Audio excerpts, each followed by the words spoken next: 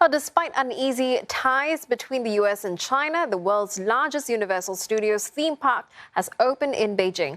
There's been a wait of nearly 2 decades, including delays because of the pandemic. The park is expected to be a boost for tourism. Olivia Xiong reports. The Universal Beijing Resort, which comprises the theme park, 2 hotels and a city walk, was initially supposed to open in spring this year.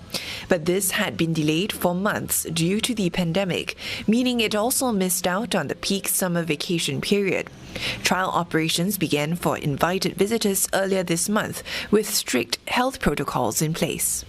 进去以后，每到一个项目，每进一个项目，你都需要扫一下健康码。 Research firm Analysis says the pandemic has brought unprecedented operational challenges for theme park operators. 比如说，需要去做大量的防控的运营的措施，然后需要增加人力，需要在很多层面上面去增加物料的投入，其实是给成本做高了的。所以，那如果有疫情的话，它就要面临，比如说减少入园人数和这个闭园，甚至说闭园的这种情况。所以，疫情还是会给这个环境上造成一定的这种不确定的因素吧。 While the park was supposed to be a draw for overseas tourists, this is unlikely with travel restricted due to the pandemic.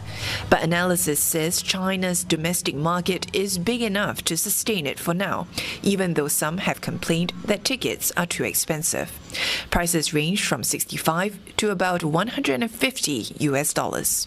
Well, tickets for the park went on sale on September 14, with those for the opening day snapped up within half an hour. And passes for the Mid-Autumn Festival and National Day holidays have been sold out as well. It's also been a boost for Beijing, with some travel platforms reporting an increase in hotel bookings as well as tickets bound for the Chinese capital.